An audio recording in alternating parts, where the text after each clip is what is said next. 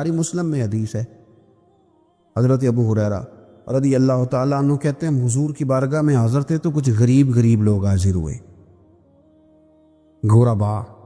انہوں نے عرض کی یا رسول اللہ صلی اللہ علیہ وسلم ایک گزارش کرنے آئے۔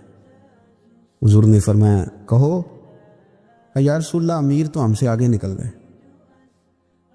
حضور نے فرمایا کس بات میں؟ عرض کی حضور نمازوں میں نہیں ہم گزرنے دیتے، جتنے نفل وہ پڑھتے ہیں اتنے ہم بھی پڑھ لیں گے۔ صحیح بتانا صحیح، آج کل یہ نمازوں کا مقابلہ بھی ہے کہ نفل میں نے زیادہ پڑھنے ہیں۔ عبادت میں نے، ہمارے اسلاف رحمۃ اللہ علیہ فرمایا کرتے تھے آستانوں پہ گدی نشینوں کا تو رولا ہوتا ہے، اللہ اللہ کرنے کا رولا نہیں ہوتا۔ یہ تو شور ہوتا ہے کہ سجادہ میں ہوں سجادہ، اور سب نے کوئی نہ کوئی کہانی سنائی ہوتی، کہتے نہیں ابا جی مجھے کہہ گئے تھے کان میں، دوسرا کہتا نہیں مجھے لکھ کے دے گئے تھے، تیسرا کہتا تمہیں تو پتہ ہی نہیں، تم تھے ہی نہیں، عمرے پہ تو میرے ساتھ گئے تھے، جو میرے ساتھ ان کا معاہدہ ہوا وہ خانہ کعبہ میں ہوا ہے، لہذا میرا پہلا نمبر ہے۔ سب کے پاس کوئی نہ کوئی معاملہ ہوتا ہے، یہ سارے کام کوئی ضروری نہیں۔ ضروری کیا ہے کہ وہ جو کہتے تھے کرو، جس نے سب سے زیادہ کر کے دکھایا وہ زیادہ جانشین ہے، وہ زیادہ جانشین ہے جس نے زیادہ کر کے دکھایا۔ معاملہ تو یہ ہے کہ اس رستے پہ کس نے چلنا۔ لوگ تو سجادہ نشینی سے بھاگا کرتے تھے، بھاگتے تھے۔ حضرت ابو بکر صدیق رضی اللہ تعالیٰ عنہ کا وصال ظاہری ہوا تو حضرت عمر خلیفہ بنے، تیسرا دن تک خلیفہ بنے ہوئے، 2-3 چھوٹی چھوٹی بچیاں آ گئی، چاچا جان آپ خلیفہ بنے؟ فرمایا ہاں۔ چلو پھر عصر کے بعد ابو بکر ہمارے گھر جاتے تھے۔ فرمایا پتر تمہارے گھر کیا ہے؟ کہنے لگی ہم یتیم ہیں، ہمارا بھائی کوئی نہیں۔ ابو بکر روز عصر کے بعد آتے تھے، ہماری بکریوں کا دودھ دھو کے ہمیں دے جاتے تھے، کچھ بیچ کے گزارا کر لیتی تھی، کچھ پی لیتی تھی۔ چچا 3 دن ہو گئے، میری اماں بھی روتی ہے، بہنیں بھی روتی، آپ چلیں گے؟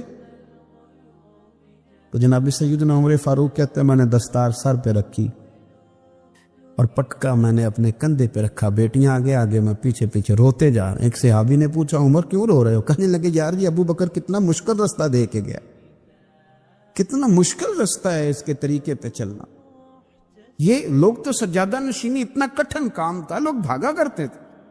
شوق آ گیا۔ اب رسول کریم علیہ السلام کے حضور ناز حاضر ہو کے عرض کی حضور امیر آگے گزر گئے، نمازوں میں نہیں ہم گزرنے دیتے، ہم ان سے زیادہ پڑھیں گے، نفلوں میں نہیں گزرنے دیتے، زیادہ پڑھیں گے۔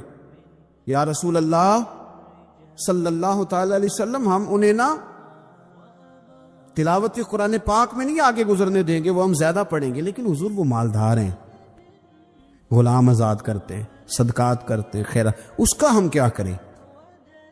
حضرت سیدنا ابو ہریرہ فرماتے ہیں کہ جواب تو حضور نے بعد میں دینا تھا، اور جب ان کا سوال ختم ہوا تو میں نے حضور کا چہرہ نور دیکھا تو رسول پاک کا چہرہ خوشی سے کھلتا ہوا مجھے نظر آیا۔ گویا یہ جو رشک ہے نا کہ نیکی میں آگے گزرنا، یہ حضور کو اتنا پسند آیا تو ان کے سوال سے حضور بڑے راضی ہوئے۔ کریم فرمانے لگے، حضور فرمانے لگے میں تمہیں ایک وظیفہ بتاتا ہوں، تم وہ پڑھو، امیر جتنی بھی نیکیاں کریں گے نا اللہ تمہیں ان کے برابر ثواب دے دے گا، لے لو نسخہ، یہ کرو کام۔ یا رسول اللہ بتائیں؟ فرمایا رات کو نا 33 بار سبحان اللہ پڑھا کرو، 33 بار الحمدللہ پڑھا کرو، 34 بار اللہ اکبر پڑھا کرو۔ اب جتنی بھی نیکیاں امیر کریں گے نا تمہارے وظیفے کی برکت سے اللہ تمہیں ان کے برابر ثواب عطا کر دے۔ اب جناب ابو ہریرہ کہتے میں نے ان کے چہرے دیکھے تو مجھے یوں محسوس ہوا کہ جس طرح کسی بندے کی کھوئی ہوئی رقم مل جائے تو وہ راضی نہیں ہوتا، کھوئی ہوئی رقم مل جائے تو بڑا جیسے کوئی اس کے ہاتھ، چلیں اپنا ترجمہ کر لیتے ہیں، کمیٹی نکلنے پہ نہیں بندہ بڑا راضی ہوتا، کہ 11 مہینے سے دے رہا تھا، 10 مہینے سے چلو نکل ہی آئی ہے، شکر ہے اللہ کا، بڑا خوش ہوتا ہے بندہ، بڑا راضی ہوتا ہے۔ اس طرح ان لوگوں کے چہرے کھل اٹھے، کیا بات ہے حضور، بس اب نہیں ہم گزرنے دیتے۔ گھر چلے گئے، وظیفے پڑھنے لگے۔ کچھ دنوں کے بعد ان میں سے کچھ لوگ واپس آئے۔ حضرت ابو ہریرہ کہتے ہیں مجھے چونکہ وہ پرانی بات یاد تھی تو میں دلچسپی سے ان کا آنا جانا دیکھنے لگا۔ ابو کریم کی بارگاہ میں آ کے بیٹھے تو ان میں سے ایک شخص بڑی پریشانی کے ساتھ کہنے لگا حضور بڑی پریشانی لگ گئی. فرمایا کیا ہوا؟ عرض کی یا رسول اللہ صلی اللہ علیہ وسلم وہ جو آپ نے وظیفہ بتایا تھا نا، میرے کچھ پڑوسی امیر ہیں وہ تو انہوں نے بھی سن لیا ہے. حضور رات میں نے سنا ہے وہ مالدار بندہ ہے، صدقے خیرات بھی بڑے کرتا ہے، غلام بھی بڑے آزاد کرتا ہے، پر وہ بھی سوتے وقت 33 بار سبحان اللہ پڑھ رہا تھا. تو اس نے بھی سن لیا حضور وہ بات یہاں سے نکلی ہے، جانے کہاں کہاں پہنچ گیا، تو وہ بھی پڑھ رہا تھا، حضور اب کیا بنے گا؟ تو کہتے ہیں اس کے سوال پر بھی میرے حضور بڑے ہی مسکرائے، باقاعدہ دہک ہو گیا حضور کے، دہک ہو گیا. سرکار کھول کے نہیں مسکراتے، لیکن آج حضور اتنا مسکرائے کہ میں نے حضور کے مقدس دانتوں کی زیارت کر لی. دہک ہو گیا باقاعدہ حضور کا. حضور فرمانے لگے انہوں نے بھی سن لیا حضور، اور سن کے پڑھنا بھی شروع کر. اب بات کو سمجھے کہ کسی امیر نے یہ نہیں کہا کہ یہ تو غریب کے لیے وظیفہ تھا. میں کہتا ہوں اللہ اللہ کا مزاج ہی نہیں. مزاج یہ کہ سیاست کیسے کرنی ہے، چکر کیسے چلانا ہے، کوئی کہانی کیسے سنانی ہے. ادھر ان کو ملا، حالانکہ بات تو غریبوں سے ہو رہی تھی. حضور وہ دونوں نے بھی پڑھنا شروع کر دیا. اب ہم کیا کریں؟ رسول کریم نے فرمایا وہ بھی پڑھ رہے ہیں، حضور پڑھ رہے ہیں، تو فرمایا ذالک فضل اللہ یؤتیہ من یشاء. بھائی پھر یہ تو اللہ کا فضل ہے نا، وہ جسے چاہے عطا کرے. اب یہ حضور نے کہہ دیا تو حضرت ابو ہریرہ کہتے ہیں میں نے پلٹ کر ان لوگوں کے چہرے دیکھے، قربان جائیں، میں نے پھر ان کے چہروں پر اطمینان دیکھا، میں نے سکون دیکھا، اس لیے کہ وہ سمجھ گئے جب رب فضل کرے تو پھر فضل کے معاملے میں اللہ کے بندے بحث نہیں کیے کرتے. وہ مطمئن ہو کے گئے، کہنے لگے حضور پھر ٹھیک ہے، اگر مالک اس طرح تقسیم کر رہا ہے تو پھر ہم راضی ہیں اپنے رب کریم کی رضا پہ. دو دولتیں، دو قسم کا مال اگر اللہ کسی کو دے دے، دو قسم. یا رسول اللہ صلی اللہ علیہ وسلم وہ دولت کون سی ہے؟ تو حضور نے یہ نہیں فرمایا کہ اگر اللہ تبارک و تعالیٰ اسے سونا دے دے، چاندی دے دے، پیسے دے دے، جائیداد دے دے، اولاد دے دے، یہ نہیں. دیکھیے حضور نے دولت کس کو کہا. نبی پاک فرماتے ہیں دو قسم کا سرمایہ جس کو ملا اسے کائنات کی ہر نعمت مل گئی.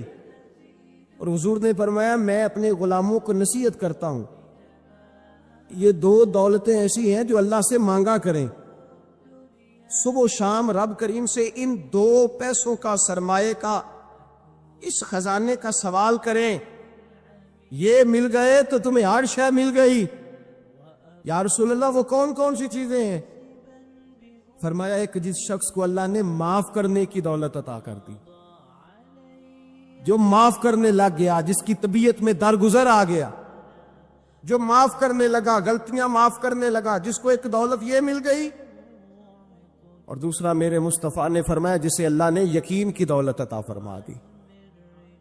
جس کو یہ دو دولتیں مل جائیں، ایک درگزر کرنا، دوسرا رب رسول پہ یقین کامل رکھو، اسے کائنات کی ہر شے مل گئی.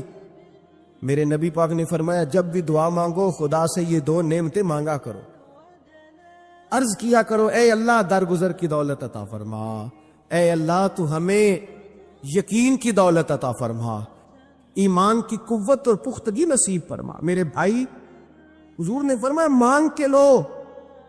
کمزور ایمان والا شخص کسی کام کا نہیں ہوتا. جس آدمی کے ذہن میں شک کا بیج ایک دفعہ جنم لیتا وہ آدمی تو غلام سے بدتر ہے. بے کیف سجدہ، روٹھی روٹھی سی عبادت، اس کی زندگی کیفیات سے خالی ہے. جس شخص کو پتہ چل جائے نا لوگ میرے مخالف ہیں، اس کا تو سجل رہتا ہی کوئی نہیں. اصل بات یہ ہوتی ہے کہ یہاں سوچ بیٹھا ہے کہ دنیا میرے خلاف ہے، یہاں مخالفت یہاں بیٹھ گئی ہے، دو بندے باتیں کر رہے ہیں تو پریشان ہے، میرے خلاف ہی لگے ہوئے، میری بات ہو رہی ہے. کیونکہ اصل تکلیف کہاں ہے؟ اور اگر یہاں یقین کامل ہو گیا نا کہ سارے مجھ سے پیار ہی کرتے ہیں، تو پھر دو بندوں کو بات کرتا دیکھیں گے تو یہی سوچے گا میری تعریفیں کر رہے تھے، کہہ رہے تھے کیا ہی بات ہے اس کی. او بھائی یاد رکھیں، یہاں اپنے آپ کو اطمینان دیں، یقین کی دولت دیں، قرار کی دولت دیں، سکون کی دولت دیں. یقین، اطمینان، اگر آپ کو ایمان اور یقین حاصل ہو تو پھر دعا کریں اللہ اس پر استقامت عطا فرمائے، پھر اس پہ ڈٹ جائے۔ نبی پاک صلی اللہ علیہ وسلم نے فرمایا میں اس بات کا خوف نہیں کرتا کہ میری امت کمزور ہو جائے گی، اس بات کا ڈر نہیں کہ پیسے ختم ہوتے ہیں، نہ یہ خوف ہے کہ بھوکی مرے گی۔ حضور کس بات کا خوف ہے؟ تو نبی پاک نے فرمایا خوف یہ ہے کہ ان کا یقین کمزور ہو جائے گا، ان کا یقین۔ بخاری مسلم میں میرے مصطفیٰ نے فرمایا ہے کہ جو جمعے والے دن سب سے پہلے آئے گا اس کے نبی کا وعدہ ہے اللہ اسے اپنے رستے میں اونٹ خیرات کرنے کا ثواب عطا فرمائے گا۔ یہ ہے حضور کی زبان پر اعتبار، یہ ہے اللہ کے وعدے پر اعتبار، اللہ کے وعدے پر اعتبار۔ او میرے بھائی، اگر تجھے کہہ دیا میری طرح کہ ایک نکمے آدمی نے کہ یہاں اونٹ بندھا ہوا ہے، رات گیا نہیں ادھر ہی رہا ہے، اور اگر تجھے آمینہ کے لال نے کہا کہ اونٹ ملے گا، اگر تجھے حضرت ختیجہ کے سرتاج کہتے ہیں اونٹ ملے گا، میری طرح کا تو پتہ نہیں کتنے لوگ ہیں کیا کچھ کہہ جاتے ہیں۔ مصطفیٰ کا تو فرمان یہ ہے کہ اللہ کائنات کے اصول بدل دیتا ہے، مصطفیٰ کی بات پوری کر دیتا ہے۔ یقین تو کر اس محبوب کی بات پر، ساڈے نبی دی زبان ساڈے واسطے یقین کی کمی آ گئی، تیرے رسول کا وعدہ ہے تو آ جا۔ اور دیکھیں جن کو یقین تھا ان کا رنگ ہی نرالا تھا۔ حضرت علی المرتضیٰ فرماتے ہیں سیدہ فاطمہ نے کبھی مجھے کوئی کچھ کہا ہی نہیں، کبھی فرمائش ہی نہیں کی۔ ایک دن بیمار ہو گئی تو کہنے لگیں، میں قریب بیٹھا تو میں نے کہا فاطمہ زندگی میں تو نے کبھی کچھ نہیں مانگا، اور عزت والے باپ کی عزت والی بیٹی، میرا دل کرتا ہے کوئی فرمائش تو کرنا۔ تو حضرت فاطمہ کہنے لگی علی اگر ایک انار مل جائے نا، اگر ایک، میرا دل کر رہا ہے اگر ایک انار مل جائے، ایک انار مل جائے تو طبیعت چاہ رہی ہے انار کھانے کو۔ مولا علی شیر خدا فرماتے میں گیا ایک انار خریدا بازار سے، 1 دینار تھا میری جیب میں، انار خرید کے جب واپس پلٹا نا تو کہتے ایک بوڑھا شخص، ہونٹوں پہ کمزوری، آپ فرماتے ہیں میرے باپ دادا کی عمر کا، لڑکھڑاتے اس کے ہاتھ اور کہنے لگا علی میں بھوکا ہوں کئی دنوں کا۔ حضرت علی فرماتے ہیں میرے پاس وہ 1 ہی دینار تھا جس کا انار آ گیا۔ کہتے ہیں میں نے اسی وقت وہ انار نکالا، اس شخص کے ہاتھ میں رکھا، بوجھل قدموں سے جب میں اندر داخل ہوا نا تو پاک رسول کی پاک بیٹی، عزت والے نبی کی عزت والی بیٹی، صبر والے معبود کی صبر والی بیٹی، کہتے ہیں جب میں نے اپنا قدم اندر رکھا دروازے کے تو فاطمہ نے میرا اترا ہوا چہرہ دیکھا تو کہنے لگی علی پیسے اللہ کے راستے میں دے آئے ہو، خیرات کر رہے ہو۔ حضرت شیر خدا رضی اللہ تعالیٰ عنہ فرماتے ہیں میں فاطمہ کی طرف دیکھا تو میں حیران ہو گیا، میں نے کہا فاطمہ تجھے، کہنے لگی مجھے یقین ہے آپ انار لینے گئے تھے، آپ نے خرید بھی لیا تھا، اور مجھے پتا ہے علی میرے ساتھ بے وفائی ہو ہی نہیں سکتی، یہ کسی سوالی نے مانگ لیا ہوگا، علی آ جا، مجھے انار کھانے سے وہ سکون نہیں ملا جو تو اللہ کے رستے میں دے آیا ہے تو سکون ملا، کھانے سے نہیں ملا جو تیرے دینے سے ملا ہے۔ مولا علی کہتے صبر کر کے میاں بیوی بیٹھ گئے تو دروازے پہ دستک ہوئی، ایتن اٹھ کے دروازے پہ گیا تو حضرت سلمان فارسی دروازے پہ کھڑے تھے، انہوں نے نا 9 انار مجھے دیے، کہنے لگے نبی پاک نے بھیجے ہیں، یہ 9 انار ہیں نبی پاک نے بھیجے ہیں۔ تو حضرت علی شیر خدا فرمانے لگے ہمارے نہیں کسی اور کے ہیں، ہمارے نہیں کسی پڑوسی کے ہیں، دائیں بائیں دیکھ لے، کہنے لگے نہیں تمہارے ہی ہیں، فرمانے لگے نہیں میرے ہوتے تو 10 ہوتے، اس لیے کہ اللہ فرماتا ہے من جاء بالحسنۃ فلہ عشر امثالھا، تم ایک نیکی کرو گے میں 10 کا اجر عطا کروں گا۔ فرمایا میرے ہوتے تو 10 پورے ہوتے، اللہ رسول نے بھیجے اور میرا یقین کمزور ہو سکتا ہے، میرے ہوتے تو 10 ہوتے، یہ 9 ہے۔ حضرت سلمان فارسی نے جیب میں ہاتھ ڈالا، 10واں بھی نکالا، کہا علی تیرے 10 ہی تھے، میں تو تیرا امتحان لے رہا تھا، 10 ہی کے تیرے، یقین کی دولت زنجیریں کاٹ دیتی، یقین کی دولت انسان کو نواز دیتی۔ جب تو لڑکھڑاتا ہوا آیا ہے، میرے نبی پاک نے فرمایا یوں نہ کہا کر کے یا اللہ چاہے تو دے چاہے تو نہ دے، جب مالک سے مانگ تو کہا کہ یا اللہ تجھی سے مانگنا ہے، میں لے کے اٹھوں گا، تو مجھے دے گا، اور میں جتنا تیرا یقین کامل ہوگا اتنا ہی اللہ تجھے جھولی بھر کے عطا فرمائے گا۔ کمزور سا مسلمان، لڑکھڑاتا سا مسلمان دیکھتا ہوں، کرتا ہوں، اور یہ بھی نہ دیکھا کریں بھائی ایمان یقین کو استقامت کے درجے پہ لے، یہ نہ دیکھا کریں کہ وہ کیسے دے گا، وہ کسی وسیلے کا محتاج نہیں ہے، وسیلے کو پسند کرتا ہے، پر وسیلے کا محتاج وہ بغیر وسیلے کے بھی دے دیتا ہے۔ ہر آدمی ماں باپ کے ذریعے پیدا ہوتا ہے، اگر پیدا کرنا چاہے تو جناب عیسیٰ کو بغیر باپ کے پیدا کر دیتا ہے۔ سوچ کو مسلمان کرو، اپنی زبان کو مسلمان کرو، اپنے کان کو مسلمان کرو، اپنی نظر کو مسلمان کرو، اپنی روح کو مسلمان کرو۔ 24 سال کی بیٹی کا اگر 4 سال کا بیٹا انتقال کر گیا، کسی نے جا کے کہا کہ بڑا ہی افسوس ہوا ہے تیرے بچے کا، تو ایمان نے اسے کتنا مضبوط کر دیا ہے۔ وہ کہتی ہے نہیں، اللہ کی فصل ہے، پکی کاٹ لے تب بھی ٹھیک ہے، کچی کاٹ لے تب بھی ٹھیک ہے۔ اب یہ جو نظریہ ہے اس نے اسے جوان کر دیا ہے، مضبوط کر دیا ہے، توانا کر دیا۔ اس نے اس کے اندر ایک تبدیلی، اسلام سوچ کی تبدیلی کا نام ہے۔ اگر نظر بھی میلی رہے، زبان بھی گالی سے غیبت سے بھرپور رہے، دلوں میں حسد رہے، کینہ رہے، عداوت رہے، تو پھر من کے میلے اگر تن اجلا کر بھی لے تو لوگوں کی نظر میں تو شاید وہ بن سمر جائیں، لیکن میرے نبی پاک نے فرمایا رب تو جب بھی دیکھتا ہے تیرا دل ہی دیکھتا ہے۔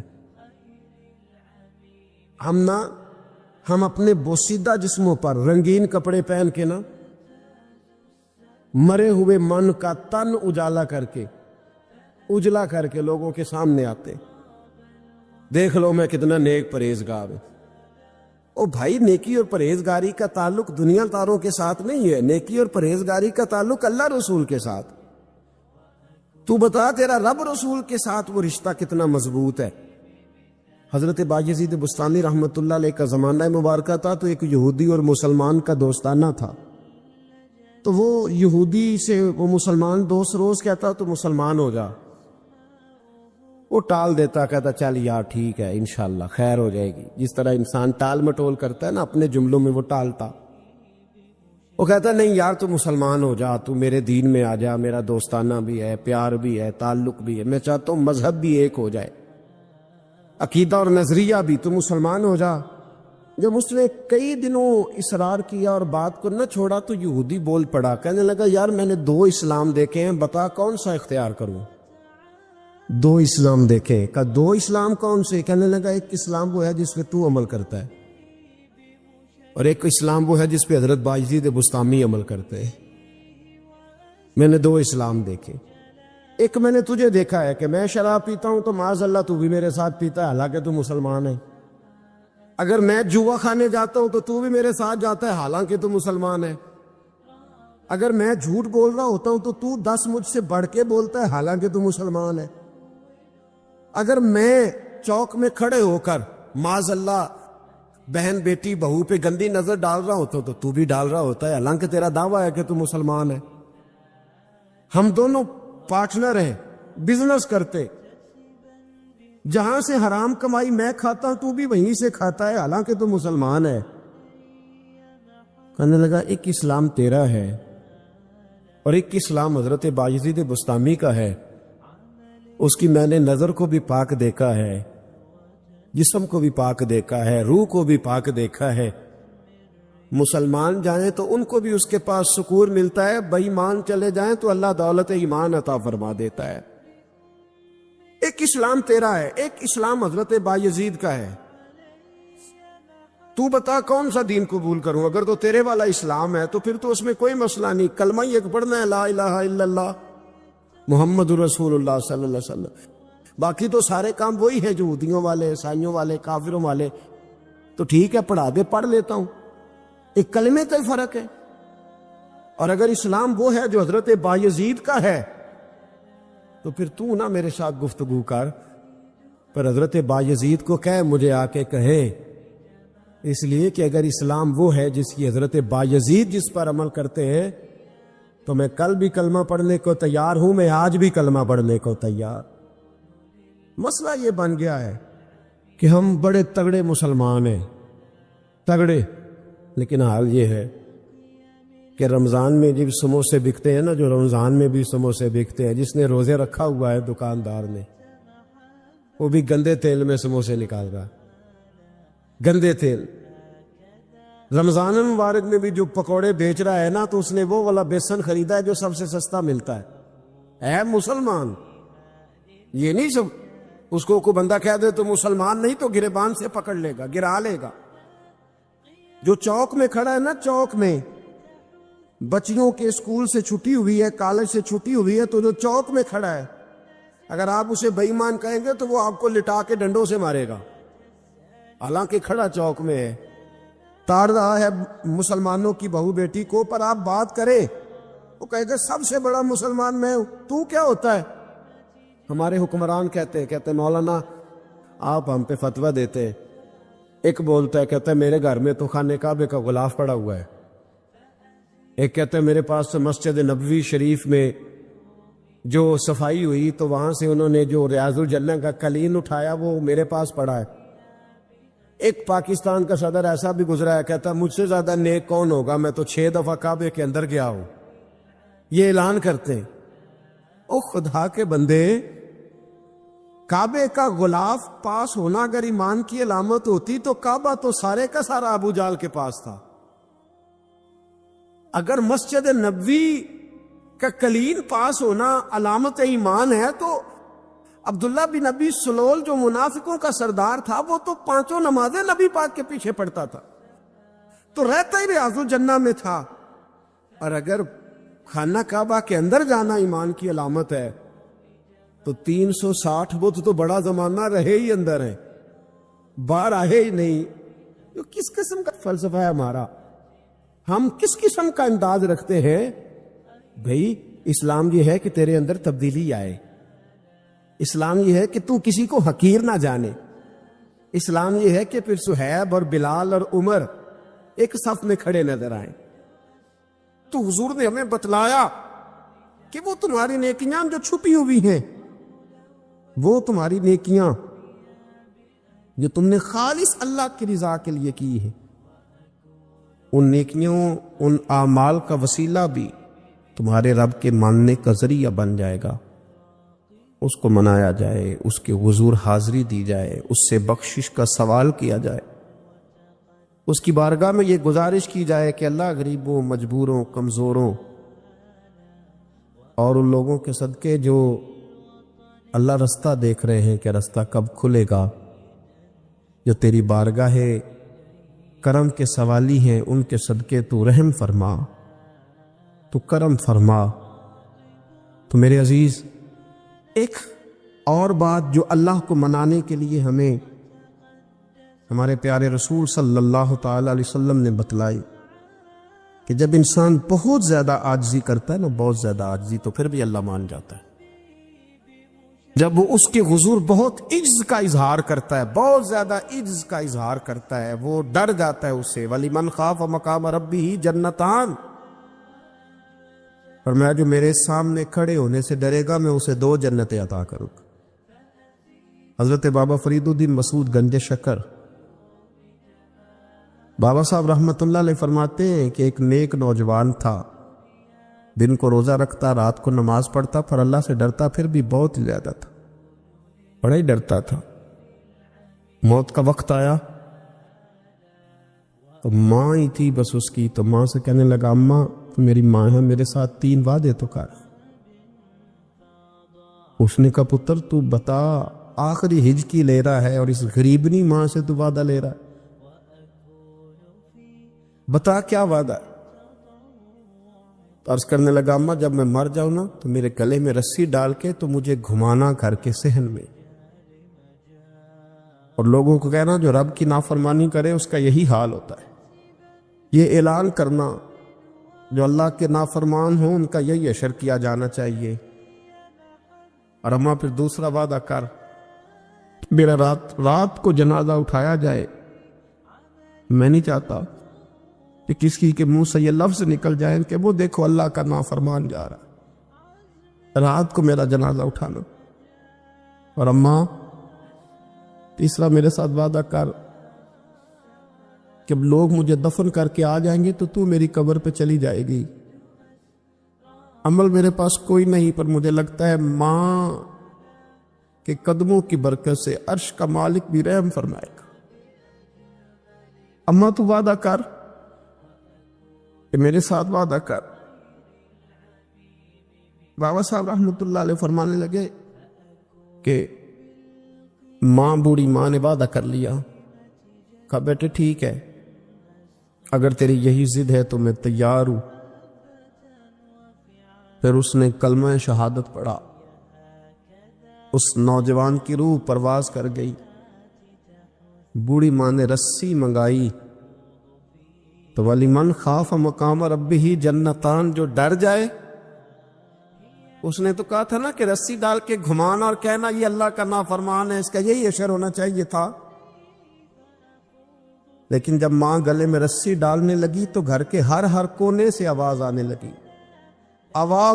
خبردار، یہ رب کا دوست ہے، اللہ کے دوستوں کے ساتھ اس طرح کا معاملہ نہ کیا جائے، اسے چھوڑ دیا جائے۔ اور کہا تمہیں کچھ بھی اور کرنے کی ضرورت نہیں ہے، یہ تو رب کا دوست ہے اور رب کی بارگاہ میں حاضر ہو گیا۔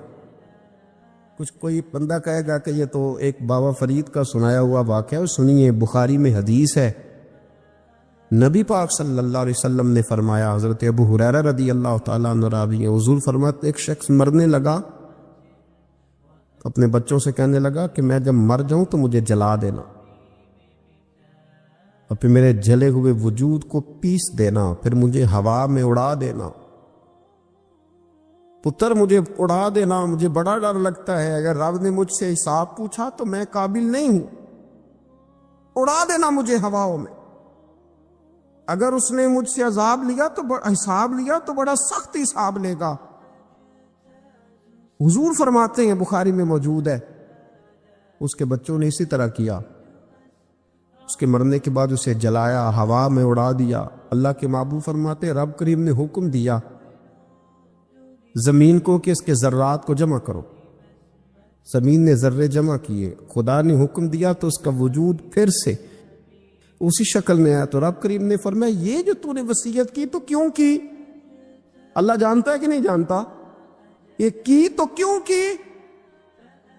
تو وہ پڑا، کہنے لگا اللہ میرے اندر تو طاقت نہیں تھی تیرے سامنے کھڑا ہو کے حساب دے سکوں، تجھے منانے کے لیے تیرے خوف سے ڈر گیا، میں ڈر گیا۔ اگرچہ ہمارے بزرگوں نے لکھا ہے کہ آج یہ وصیت کرنا، اس رنگ میں یہ طرز اختیار کرنا درست نہیں، لیکن آپ غور فرمائیے کہ نبی پاک علیہ السلام فرماتے ہیں جب اس نے کہا نا اللہ تجھ سے ڈر کے یہ کیا،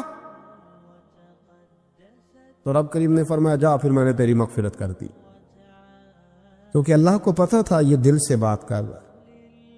ایک چوتھی بات میرے رسول پاک علیہ السلام نے فرمایا کہ جب رب نہ مانے تو پھر وہ کمزوروں کے صدقے مان جاتا ہے، پھر وہ ضعیفوں کے صدقے مان جاتا ہے۔ فرمایا اللہ تم سے بارشیں روکنا چاہتا ہے، پر تمہارے ضعیفوں، کمزوروں، غریبوں کے صدقے، مجبوروں کے صدقے وہ تم پر بارشیں برساتا ہے۔ حضور فرماتے رب اشغاظ اغبر لو اقسم علی اللہ لا برا، کچھ ایسے لوگ ہوتے ہیں کہ ان کے بالوں میں خاک پڑی ہوتی ہے، چہروں پہ مٹی الجھے ہوئے ہوتے ہیں، لیکن اگر وہ اللہ پہ قسم کھا لیں تو اللہ ان کی قسم بھی پوری کر دیتا، قسم بھی۔ حضرت عبداللہ ابن مبارک فرماتے ہیں، ابن قدامہ نے لکھا ہے، فرماتے ہیں بارش نہیں ہوتی تھی مکے میں، قحط پڑ گیا تو سب لوگ مسجد الحرام سے باہر کھلی جگہ میں نکلے دعا کرنے کے لیے، سب اپنی اپنی دعائیں کر رہے تھے، تو میں تھوڑا باہر ہوا تو اچانک ایک غلام آیا، کالا سیاہ رنگ، 2 رکعتیں نماز پڑھ کے تو ہاتھ پہ لائے، تو کہنے لگا اللہ مجھے پتہ ہے یہ جو کچھ بھی ہوا ہے میری نافرمانیوں کی وجہ سے ہوا ہے، تو ناراض ہو گیا نا، تو نے بارش روک لی، ناراض ہو گیا نا، ہمیں سبق سکھانا چاہتا ہے نا۔ یہ کسی اور کی وجہ سے نہیں، یہ صرف میری نافرمانیوں کی وجہ سے۔ اللہ رحم فرما، تیرے بندے تھوڑی سی بھی سختی برداشت کرنے کی طاقت نہیں رکھتے، کمزور ہیں، ڈر جاتے، غلام ہے، دعائیں مانگ رہا۔ حضرت عبداللہ ابن مبارک فرماتے ہیں اس نے چہرے پہ ہاتھ پھیرے تو کالی گھٹائیں چھا گئی، بارش ہونے لگی۔ میں اس کے پیچھے گیا، اس کا گھر ڈھونڈ آیا، تعقب کیا، پیچھا کیا، گھر میں نے تلاش کر لیا، اور گھر کو تلاش کر کے جب میں واپس آیا تو میں نے حضرت فضیل بن عیاض سے ذکر کیا تو کہنے لگے کسی طریقے سے اسے حاصل کرو۔ فرماتے میں اس کے گھر گیا، اس کے مالک نے مجھے دیکھا تو کہا عبداللہ ابن مبارک میرے گھر، اتنے بڑے ولی، اتنے بڑے درویش، اتنے بڑے محدث۔ میں نے کہا تیرا غلام چاہیے۔ اس نے کئی غلام دکھائے، میں نے کہا نہیں یہ نہیں۔ اس نے کہا یہ بڑے بڑے اچھے ہیں، کوئی سے بھی آپ لے لے، خرید لے۔ میں نے کہا نہیں۔ پھر وہ لاغر صاحب، وہ کمزور صاحب، وہ ضعیف سا نکل کر کے آیا۔ میں نے کہا یہ مجھے دے دو، تو کہنے لگا یہ تو بیچارہ بے ضرر سا آدمی ہے، کیا لے کے کریں گے؟ میں نے کہا نہیں مجھے یہی چاہیے۔ میں اس کو ساتھ لے کے چلا تو رستے میں پوچھنے لگا کہ میرے اندر تو کوئی ایسی بات